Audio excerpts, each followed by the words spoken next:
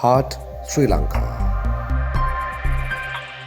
එක්තරා වකවානුවක 80 දශකයේ විවෘතාර්ථකය ඇවිල්ලා මේ අපරල් ඉන්ඩස්ට්‍රි එක එස්ටැබ්ලිෂ් වෙනකොට මට එක් පිරිසක් කියනවා අපේ රටේ කොල්ලෝ කෙල්ලෝ සුද්දන්ගේ යට ඇඳුම් මහන්න පාවිච්චි කරනවා කියලා.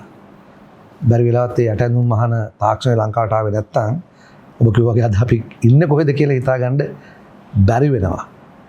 ඔබ හිතනවද අපේ යූත් එකට බ්ලූ කොලර් නැත්නම් වයිට් කොලර් රැකියාවක් වේවා ජොබ් එකක් වේවා මොනියම් හෝ විදිහකට මේ අපරල් ඉන්ඩස්ට්‍රි එකට සම්බන්ධ වුණොත් අනාගතයක් තිබෙනවා කියලා. ඒක ගැන මේ ලංකාවේ අනාගතයක් තියෙනවද කියන එක අපිට මේ මං හිතන්නේ ස්ථිරවම කියන්න පුළුවන් කියලා. ඔබ බරපතල ප්‍රකාශයක් කරන්නේ. අයිකියොත් මං එහෙම කියන්නේ මේ තවත් cost effective හෝ competitiveness එක දැන් වැඩි වීගෙන යනවා. හරි. එතකොට දැන් අපි දන්නවා බංග්ලාදේශයේ අද අපි දැන් බිලියන 5ක් උපයනකොට මේ ඉන්ඩස්ට්‍රි එකෙන් ඒගොල්ලෝ බිලියන 50ක් උපයනවා. වියට්නාමයේ බිලියන 40ක් උපයනවා.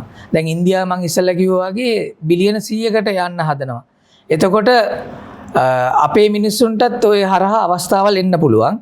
ඒ හින්දා මං හිතන්නේ අපි මෙහෙ අපේ අර ඉස්සෙල්ලා කතා කරා වගේ අපේ හයිටෙක් performance කියන කැටගරි එක රඳා පවත්වාගෙන ඒ නිච් එක තියාගන්න පුළුවන් නම් අපිට ඒකට උර දෙන්න policies ටිකකුත් හැදෙනවා නම් මේ ඉන්ඩස්ට්‍රි එකට කොහොමද අර මං කිව්වා වගේ ecosystem එක හදාගන්න ඒ වගේ ඒවා එතකොට අපිට පුළුවන් මේ ඉන්ඩස්ට්‍රි එක පවත්වාගෙන ගිහිල්ලා අපේ තරුණ තරුණියන්ට හොඳ රැකියා අවස්ථා උදා කරන්න.